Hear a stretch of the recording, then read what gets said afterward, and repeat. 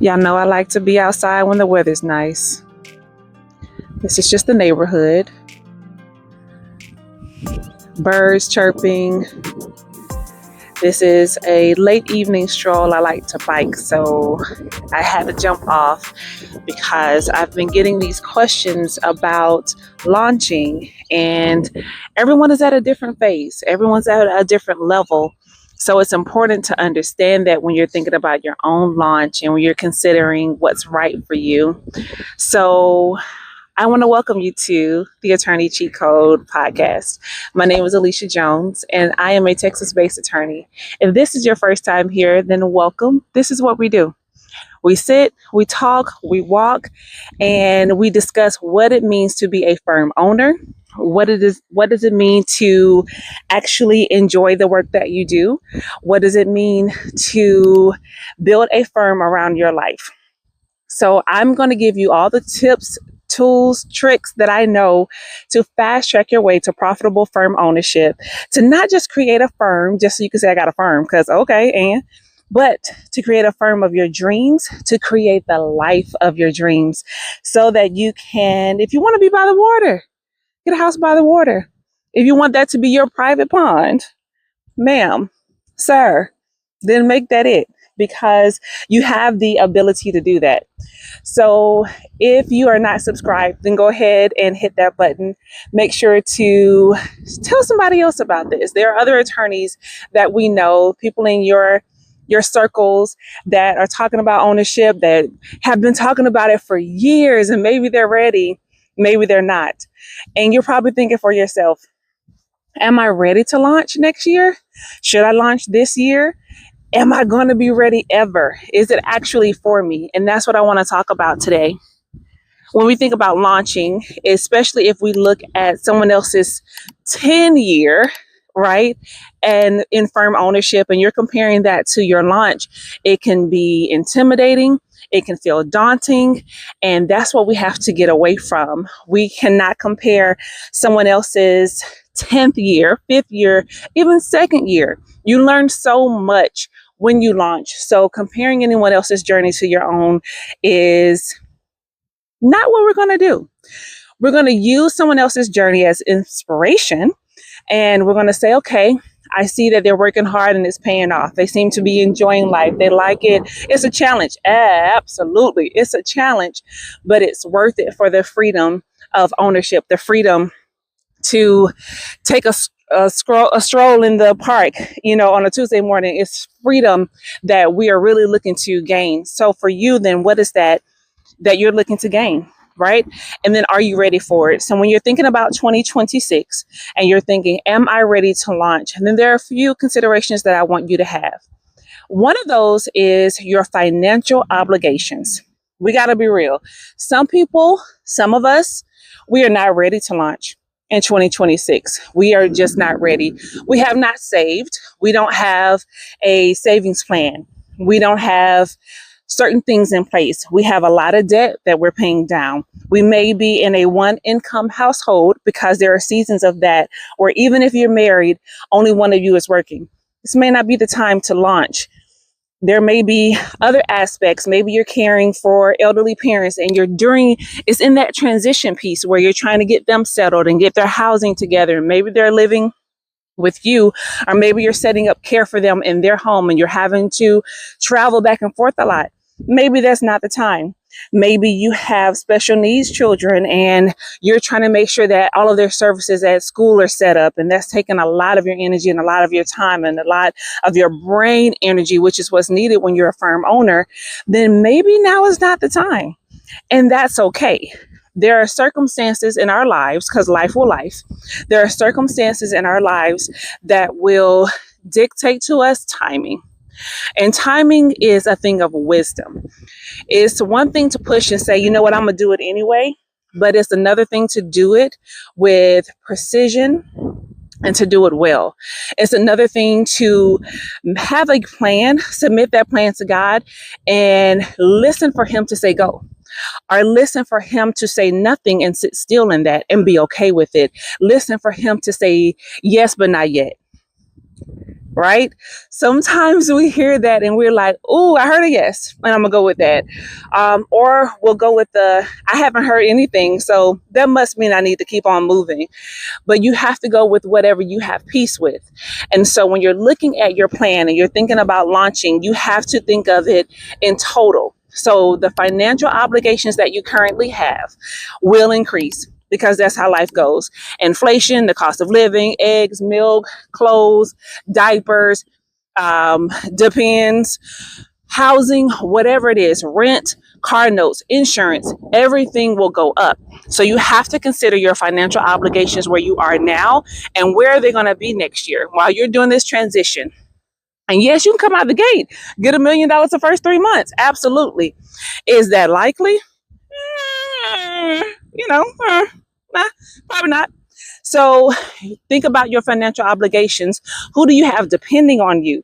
Is there some private school tuition that you're paying and you need to make sure that you save and you have 3 to 6 months of savings of all of your bills set aside before you actually launch?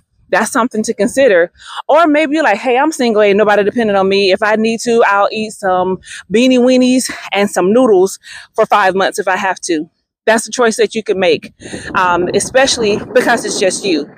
Still, though, you have to consider the financial obligations. And yeah, you may not be ready for next year, but that just gives you more time to plan, get some processes in place, get your SOPs in place, get your procedures in place, confirm the area of practice that you want to be in. It gives you time to set things up to launch with power versus launching and immediately feeling like you need to go look for a job because the clients are not as consistent as you hoped.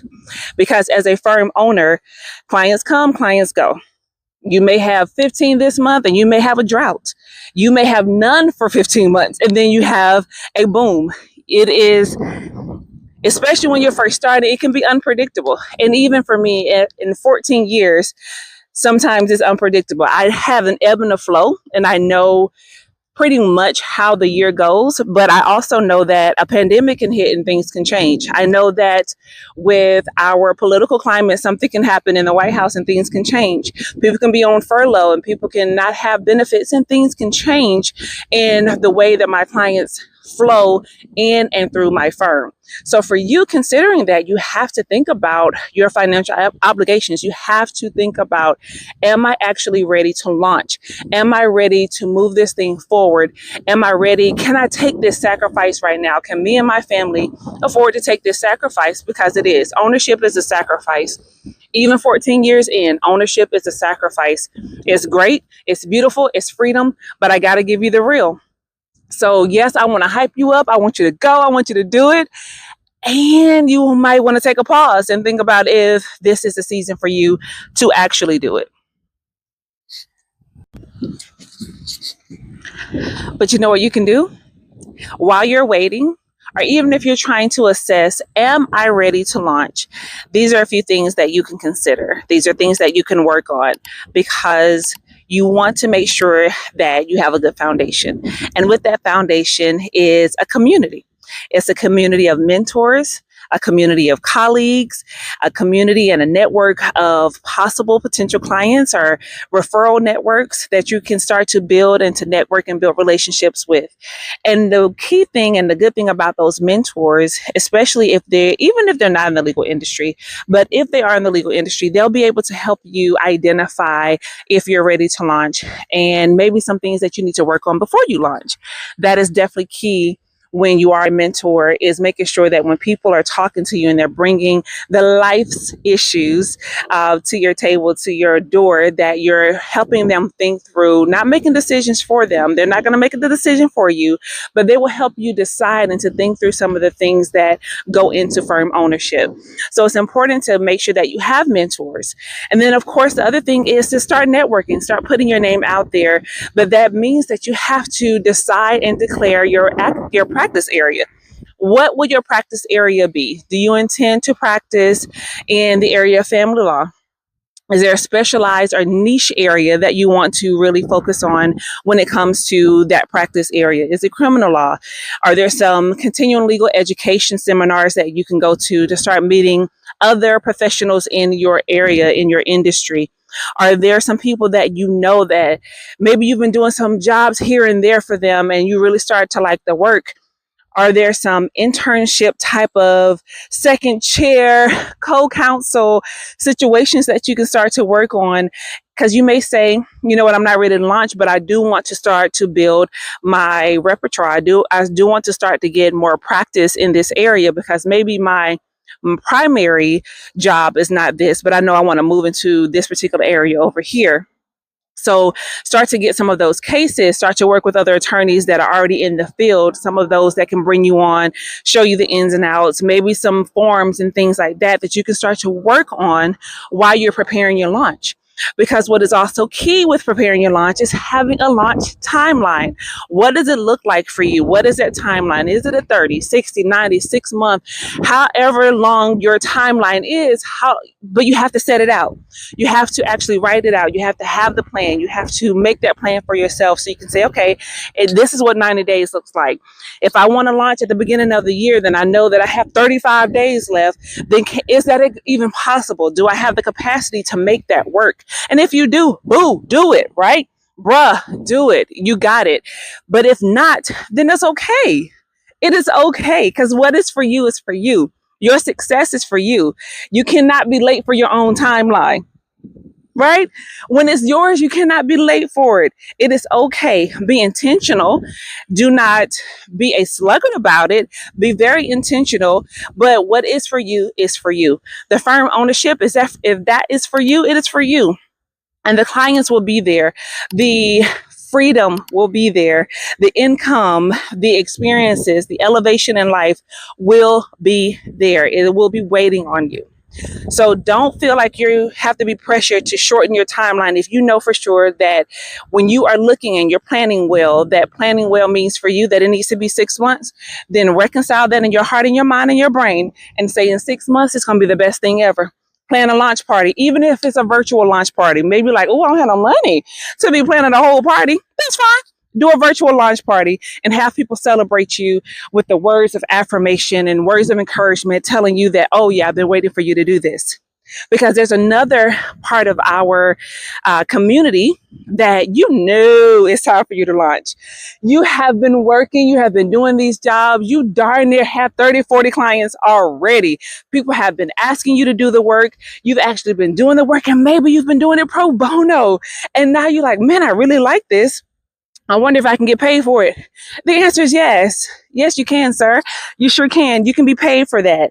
So there are some of us that we're ready. We are ready to launch. We are ready to go because we've been doing the work. We've been putting in the time. We've done the CLEs. We have the timeline. We've been working on KPIs, SOPs, procedures. We know what our staff is going to look like. We may already have a working space. Somebody has told you, oh, if you need to use my office address, that's you. I know. Somebody has told you, oh yeah, we can do co-working, or we can share this, or we can share this software, and I'll help you. You have the mentor, you have the community. So what you waiting on? I'll listen. I'll be quiet. Go ahead.